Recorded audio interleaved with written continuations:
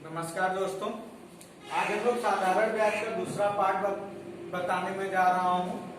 आपको principal amount मूलधन यानी कि जितना पैसा आप किसी को उधार देते हो या आप जितना पैसा किसी से उधार लेते हो वही मूलधन होता है यानी प्रिंसिपल अमाउंट। मिश्रधन क्या होता है?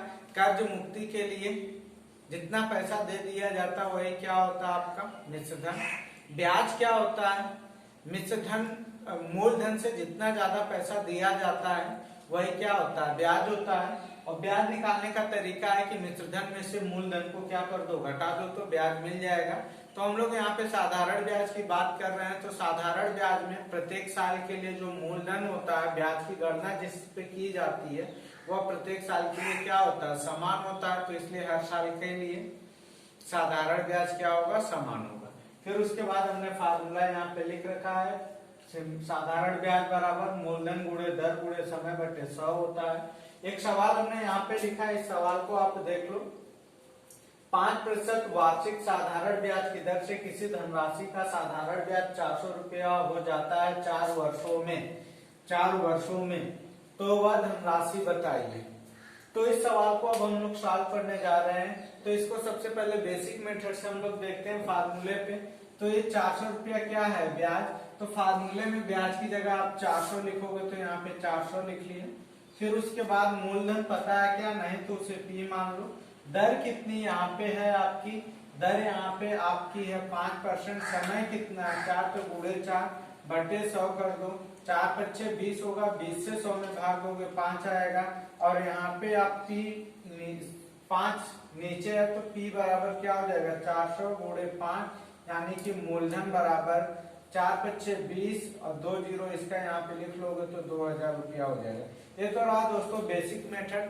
थोड़ा सा हम लोग अपने अलग मेथड पे जाते हैं, कैसे उनको सॉल्व करने का तरीका आगे वो काफी हेल्प करेगा।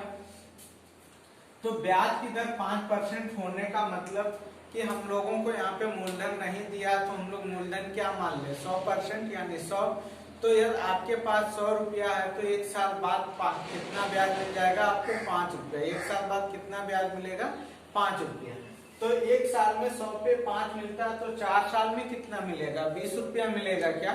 तो ये 20 रुपया यानी कि 20%। तो अब क्या है कि 20% ब्याज कितने के बराबर है, 400 के बराबर है। तो 1% का वैल्यू कितना हो जाएगा, 1% की वैल्यू 20 से इस 400 में भाग दोगे तो 20 दूना 40 यानी कि 20 आएगा क्या। आपने मूलधन माना कितना है, 100% माना है। तो 1% का मान 20 है तो 100% का मान कितना हो जाएगा। तो 1 को 20 में तो 100 का वैल्यू चाहिए तो 20 गुणे 100 कर दोगे तो कितना हो जाएगा, 2000 रुपया। तो इस तरह से कभी भी आपको मूलधन न दे तो आप वहां पे मूलधन क्या मानोगे, 100%। क्यों 100% मानते हैं, क्योंकि पूरे में वैल्यू कितनी होती है, 100% में पूरी वैल्यू होती है। इसलिए हम लोग मूलधन यहाँ पे कितना मानेंगे, 100% मानेंगे।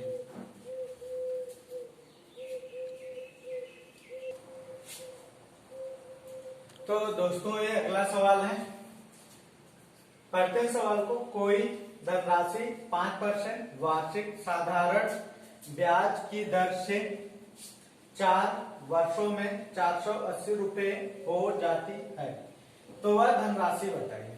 तो अब ये बताइए कि 480 रुपया है क्या, साधारण ब्याज है, मिश्रधन या मूलधन।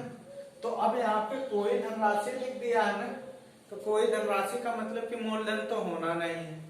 अब फाइनली जो पैसा है वो अंतिम रूप में कितना हो जाता है, 480 रुपया हो जाता है। तो जब अंतिम रूप में 480 रुपया हो रहा है तो इसका मतलब मिश्रधन यानी कि फाइनल अमाउंट है। तो ये फाइनल अमाउंट 480 रुपया। तो आपसे पूछा क्या, वह धनराशि यानी कि मूलधन पूछा। तो आपको ब्याज की दर कितनी दिया, 5%। समय कितना दिया, 4 वर्ष।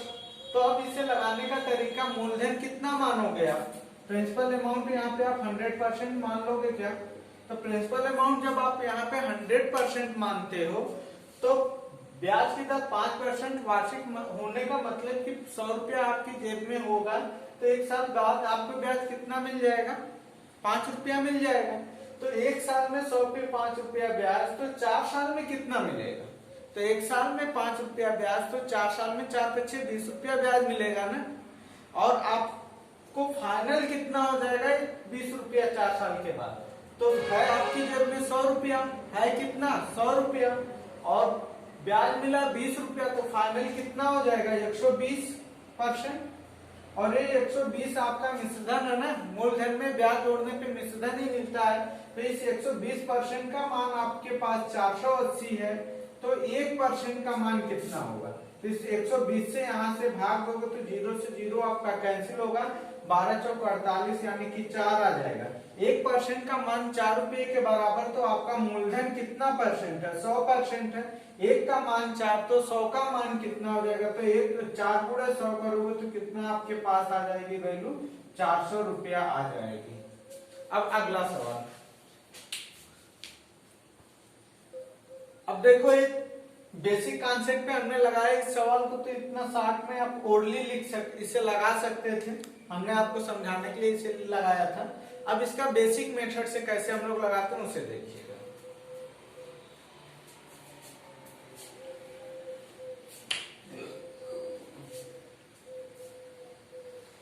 अब बेसिक मेथड में आप जाते हो तो आपके पास मिश्रधन बराबर क्या मिलेगा, मूलधन P है, साधारण ब्याज PRT अपान 100 है, और यहाँ से आप इसे सॉल्व करते हो तो मूलधन बूढ़े ब्रैकेट में 100 प्लस RT अपान कितना हो जाएगा 100 होगा क्या। अरे P कॉमन लोगे भैया, P कॉमन लोगे तो यहाँ ब्रैकेट में 1 प्लस RT अपान 100 लस 100 हरता लस 100 आएगा, तो 100 गुणे 1 100 ही तो आएगा। ये फार्मूला आप बनाते हो, ये वैल्यू कितनी हुई आपकी 480 हुई, तो 480 लिख लिए। P गुणे 100 प्लस दर कितनी आपके पास है, दर आपके पास है 5, समय कितना आपके पास है 4, बटे का कितना आप कर लोगे 100 कर लोगे, और यहाँ से हम लोग इसे सॉल्व करने की कोशिश करते हैं। तो आपके हाथ में क्या आता है 480 आता है, यहाँ पे बराबर 480 बराबर आपके पास क्या होता है P गुणे 4 पच्चे 20 प्लस 100 120 हुआ क्या, बटे का 100 आपका हो जाता है। अब 1 0 यहाँ से उड़ा, 12 चौक 48, 100 नीचे, तो मूलधन बराबर कितना आ जाएगा 4 गुणे 100 यानी कि 400 रुपया। अब हम लोग अगला सवाल लगाएंगे। दोस्तों अगला सवाल सेम टाइप, देखते हैं कैसे लगेगा। कोई धनराशि 4% वार्षिक साधारण ब्याज की दर से 5 वर्षों में 720 रुपये हो जाती है, तो वह धनराशि बताइए। तो अब यहाँ पे भी धनराशि ही पूछ रहा है, यानी कि मूलधन पूछ रहा। दर कितनी 4% वार्षिक है, फाइनली कितना हुई है वह धनराशि 720। इसका मतलब क्या हुआ कि मिश्रधन दिया है आपको 720 दिया है और पूछा मूलधन, तो अब धनराशि पूछा तो धनराशि कितना मानोगे 100 रुपया, मूलधन कितना मानोगे 100% मान लोगे ना, क्योंकि पूरा चाहिए। तो अब ब्याज की दर कितनी 4, 100 पर 1 साल में ब्याज कितना मिलेगा 4, तो 5 साल में हर साल 4 रुपया मिलेगा, तो 5 साल में ब्याज कितना मिल जाएगा 20 रुपया। और ब्याज को मूलधन में जोड़ दोगे तो मिश्रधन मिलेगा क्या, तो 100 में 20 को जोड़ दोगे तो कितना हो जाएगा 120%, और इस 120% मिश्रधन को कितने के बराबर आप करोगे 720 के बराबर करोगे। अब ये 720 120% 720 के बराबर, तो 1% का मान कितना, तो 12 छक 72 यानी कि 6 रुपये के बराबर होगा क्या। आपसे मूलधन पूछा है, कितना है मूलधन आपका, मूलधन आपने माना है 100%, तो 1% का मान 6, तो 100% का मान कितना हो जाएगा 600 रुपया हो जाएगा। अब दोस्तों हम लोग अगला सवाल देखते हैं। दोस्तों आज का जो हमने पहला सवाल दिया था उसी के बेसिस पे अगला सवाल है, ध्यान से देखिएगा। किसी धनराशि पर यानी कि मूलधन नहीं दिया पर 6% वार्षिक साधारण ब्याज की दर से 5 वर्षों का साधारण ब्याज 720 रुपया हो जाता है, तो वह धनराशि बताइए।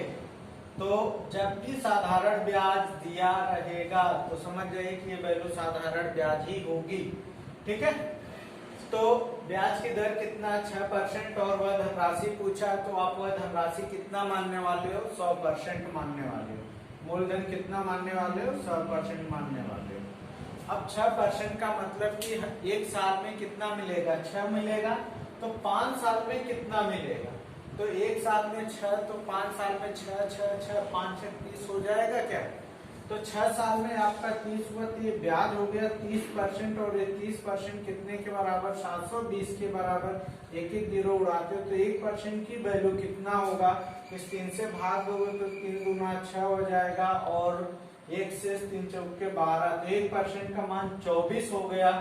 तो आपने मूलधन माना कितना है? 100%, तो 1% का मान 24, तो 100% का मान कितना हो जाएगा? 2400 हो जाएगा दोस्तों। तो आप इसे ओरली कर सकते थे आसानी से, यानी कि ब्याज 100 पे 6 है, तो 5 साल में कितना हुआ? 6 25 30 ब्याज हुआ, और इस 30% का मान है 720, तो 1% का मान 24 आप डायरेक्टली निकाल लेते हो।